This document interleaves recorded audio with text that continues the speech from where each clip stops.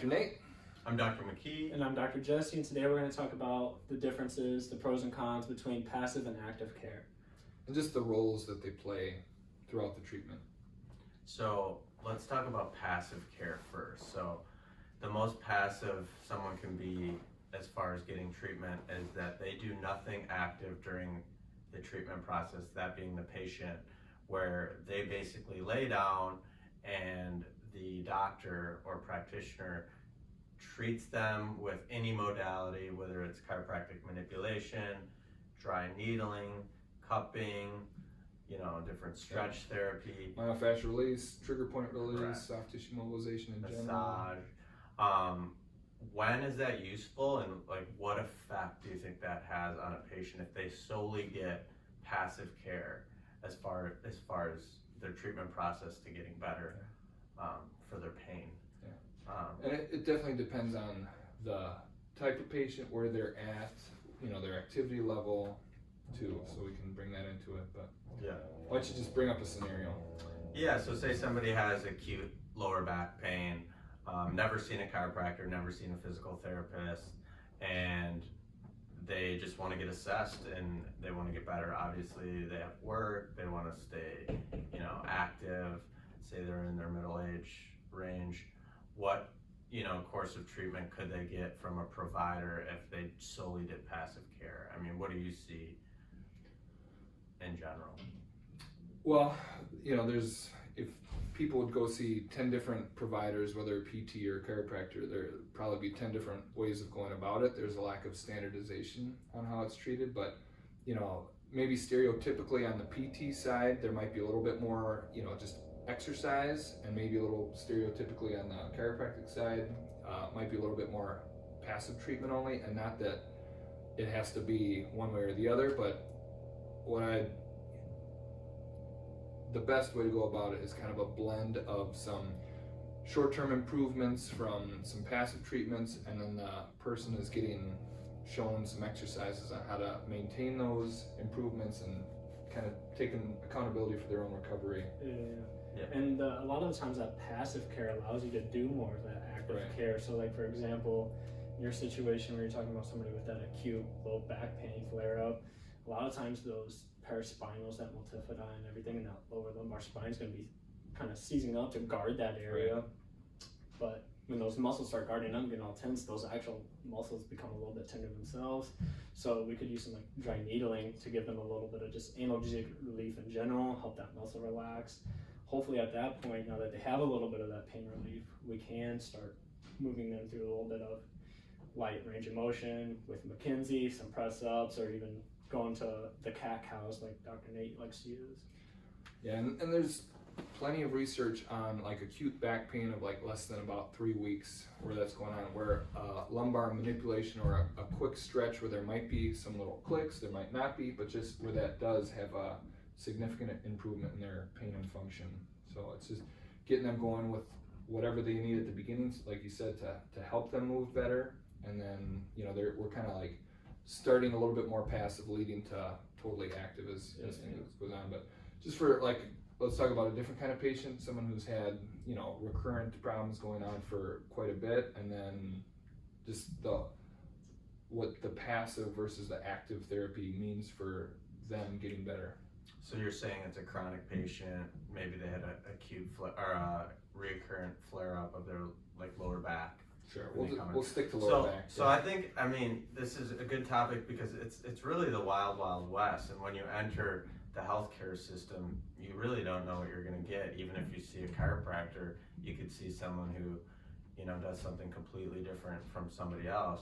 Ultimately, they'll probably do a chiropractic adjustment, but the education and basically how they guide a patient to recovery is really where, this active versus passive care thing kind of really comes into play.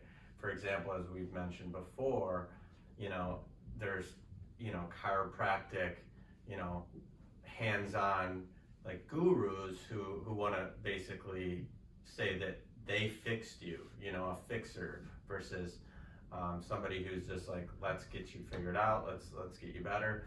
And if you walk into an office and you go to a guru for your back pain, you know, they might take an x-ray and tell you all these alignment problems, and, you know, they might kind of catastrophize your issue, and this could create, you know, psychological effects about how you look at your back going forward, depending on the type of person you are. You know, some people are just like, what's this? Okay, whatever, just gonna be better. Some people, you know, emotionally, it could actually, you know, have some effects. So And you see that with chronic patients, bringing that back up, Yeah. is why is this person a chronic back pain patient? Well, you know, they come in and they say they've heard X, Y, and Z from the provider. Their pelvis is out to the left, their spine is twisted this way, and all these nuances that, you know, are kind of normal variants. Right. And you're like, how did you get this impression through your head? Right. You know, So after you get, 15 years. Right. Even like with leg length discrepancies or like pelvic rotations, like you said, where people, you know, they might well have some of that, and some of the where there's different providers assessing the same thing. Sometimes there's even subtle disagreements or significant disagreements in how people assess it and what conclusions they would come to. But when the reason for someone's back pain gets blamed on some of those bony differences, that can give people a reason to think that that's what's causing their back pain, and that's a really hard thing to get rid of if it's even possible, which is not very likely either. So when we're trying to get someone better, you know, they might have had a half-inch leg length discrepancy or a minor pelvic rotation or this or that, or degenerative disc disease evident on an MRI. They might have had that for years before they had the problem, and we just want to look at the simple things that we can test and measure as objectively as possible and fix those variables, which will get them better. Yeah, what do you have to say on that? I mean, that's really important. I think, you know, we want our patients to be autonomous and independent and confident with, you know, their problem. You know, if they've ever had a back issue, we want them to do, you know, achieve their goals no matter what.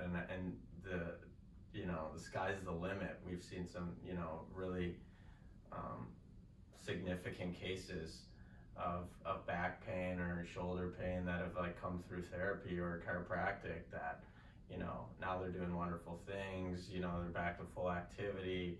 And that's really what I think gets me into practice, and really what's, you know, that's what I strive to do, is like make somebody be better and to give them the confidence to do more with their own life.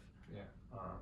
And it's just more fun, of course, to build your practice that way, where I'd rather see a person for a handful of visits, get them better and get them moving on with their life, and, you know, they'll probably refer other family or friends to me, and it'll be helpful to build my practice in that way, instead of me seeing that person for 20 sessions or just, you know, as like an ongoing thing over time. That's not how I'd want to see them, because it's not best for them. It's not even what I enjoy doing the most, is just kind of managing someone instead of having them feel like they have really gotten better and they can do the things and they're not reliant on me to help them live life. So. And even beyond that, not just them getting better in a few visits and not having to come back, but undoubtedly most people are going to have some type of reoccurrence of a similar issue at some point in the future. And ideally, if they can kind of just use that education we provided them and guided them through to kind of guide themselves at that point, see if they can self-heal.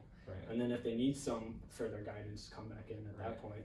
And something that occasionally happens is someone will come back and it'll be the same issue, but they've been managing it, they've been doing some of the exercises in their toolbox, and they come back and it's just a minor little thing that sometimes will take just like a session or two. You know, a couple passive things can be helpful, but they've turned it into like a little blip on their radar instead of something where they're off work and dealing with a lot of pain. They don't need to go see their primary care doctor, or they don't seek medication, because it's just something that they've been through before. They know it can get better, and, you know, they're independent with it.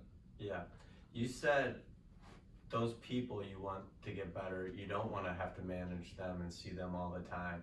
What patients would you say in your office you do want to see all the time, or not all the time, but you see more frequently, or that you enjoy like managing clinically? Because, you know, not every person fits into a specific type. So what do you see as far as where do we excel or you excel, and like managing like certain cases, or what are those cases, I should say? Yes. So just like for athletes, like young athletes, developing athletes, where there might be an injury that they come in for, we're treating the issue, making the pain go away, but then we're testing functional movement, seeing how they're moving, giving them a couple of 2 or 3 exercises that they're working on for the next even couple of months, and then maybe 2 months later they come in for like a retest and a progression of their corrective exercises at home. That's one type. And then other people who have been struggling either like a little bit or even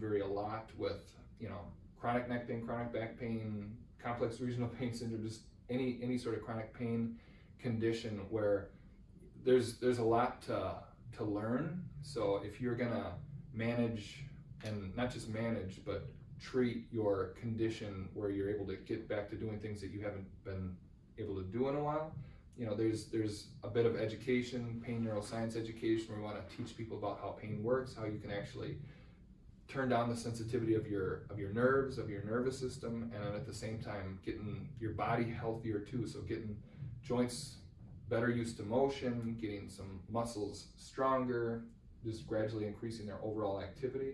So just someone who's been dealing with stuff for a long time and they feel like they're kind of in the bottom of a pit and need help building out of it, that's not the person where they're coming in, we just do a little passive treatment, tell them to do an exercise or two and then kick them out the door. That is just kind of a training for looking at their condition a little bit differently, where it'll take a while, and we're not seeing the person once a week or twice a week through their whole plan of care, but it's a cluster of sessions at the beginning. All right, here's a couple things for you to keep on building on over the next couple of months. Come back in then, and we're gonna keep taking steps from there. Yeah. Tying in like the appropriateness of those passive and active cares in the situation we were talking about with that chronic pain patient. A lot of times those chronic pain people that are truly centrally sensitized, like passive care can actually even make them even a little bit more sensitive and be a little bit counterproductive, whereas going with that graded exercise progression is a little bit more effective for that person. Yeah, and when we say like chronic pain patient, I think that might not be the best way to say it, but just when people are dealing with like a persistent problem where it's just not going away. Sometimes when people hear chronic pain, they think of like someone who just can't get out of bed, but there's different statistics on this, but between like 20 and 30% of Americans are dealing with like a persistent pain issue. So it's super common, and then even if it's your neck, your elbow, your back, wherever it is, some of that pain is increased due to sensitivity of the nerves in the area, sensitivity of your nervous system, just keeping a hyper-focused view of that area. So it's a real common thing that a lot of people deal with. 50 million, I think, is the number right now. Wow. Yeah. Okay. So yeah, I would say that's something we really excel in. Is have I noticed, like, we never abandon a patient. So we have patients that have seen so many providers, and no one's really took on their case because they have a lot there to unpack, and a lot of providers don't have time to listen. And what I've noticed just with this group is there's always somebody that is ready to work with that patient, or no one that's like, okay, this person we really want to help. I think we even get more passionate because we know there's so much they can improve upon and be better, and it's just directing that care and doing the appropriate things, which a lot of times in the healthcare system, a lot of people just don't have the time. They might know how to do it, they have so many patients, so many things going on where they're just like, I can't deal with one more thing, and then it gets pushed on and pushed on and pushed on. So that's good that you have a passion for that. I know you have a passion for that, and I think our group is good with that. And like bringing it back to the passive versus the active treatments, the manual therapy versus the the exercises that goes on, like it is a valuable thing for the manual therapy part of it, just where it is helpful to have someone know where your pain is, to touch the pain, and that definitely helps people have faith in like this overall recovery plan that they're on. So listening to people the first time, and then not just conditioning people by saying like, I just gotta work those knots out. I'm a physical therapist, I've got extra training in dry needling, I also do some other things like that, but I'm not gonna be the one who's just like rescuing you from where you are. It's, you know, it's just a mixture where there's definitely a little bit more, you know, passive treatment at the beginning, just so that people can feel that their condition can change, and then, you know, that kind of builds some momentum as they're doing progressively more and more active things that are ultimately going to be the solution to their problem in the long term. Yeah, I mean, sometimes passive care might be even the go-to treatment for some of those, like the trigger point stuff. Like, I would say dry needling is far more effective than therapeutic exercise at getting rid of trigger points right away, right? And then, you know, just not everything can be eliminated like that. So it is important to, like, you know, have a good assessment where it's like, you know, I think we can take a big bite out of this dysfunction in a certain way, whatever the passive treatment is, but then, you know, we're not kind of like hoping for the best, planning for the worst, where, you know, we're doing the things, you know, each condition, if it's someone with like a laundry list of problems, each of those areas, you know, they deserve to be thoroughly evaluated and checked out and treated. So it's not just they get put into a lump of like, oh, you've had this issue for a while, you just need to get exercising, and then some of those local dysfunctions get ignored. We don't want to do that either. So Right. Yeah, I mean, that takes us to our assessment process and the right treatment for the right person. We're not just blindly treating our patients. We're not just, oh, this person needs dry needling, this person should get adjusted. We're really trying to understand and assess the condition pretty much every time you walk in. It could be different. Not usually, not different, but you get what I'm saying. Right. You're constantly monitoring your treatment to make sure it's the most appropriate. And I even know if I run into issues, because I do the same assessment every time, which allows me to improve all the time, or you know, case after case. But if I run into some issue that I'm not comfortable with, I can refer it on to you in a timely manner. You know, no egos or anything. It's just our main goal is to get the patient better. I mean, I just referred someone to Jesse, you know, a lot of improvement, you know, probably 90% better, but that 10%, you know, I can't figure out. Or I'm not equipped to getting out of my own lens. So I'm like, Jesse, I know you can handle this, and we'll follow up. And we don't lose the patient. That's the best part. In the medical system, you lose them and you never see them, so you don't know if they get better. I think we tend to take our patients through recovery and resolution. So you learn a lot more versus, here, I'm going to treat you, primary care, not that specific profession matters, but they disappear and they don't come back whether they got better or worse. So how do you improve upon your diagnosis skills or treatment skills if you don't have follow-up, you know? Yeah. Any concluding thoughts before we wrap this up? I think we wrapped it up pretty good there. So I think the answer is probably you got to get a mix of treatment. If you're getting one completely without the other, you can run into barriers. But you know, you definitely need to have some level of passive and active care if you're a treatment or if you're a patient. And just kind of starting, you know, if there's going to be a heavy hands-on portion, it'll be kind of towards the beginning end. But then, you know, if we're seeing someone several sessions later, it's like, you know, it's not just going to be passive stuff that just, you know, helps fix them a little bit more. It's, you know, progressing to more active things where they're, you know, not doing the same exercises they started even, but building to more, you know, strengthening, conditioning, building their overall activity tolerance as time goes on. Yeah, I agree. Great. Nice.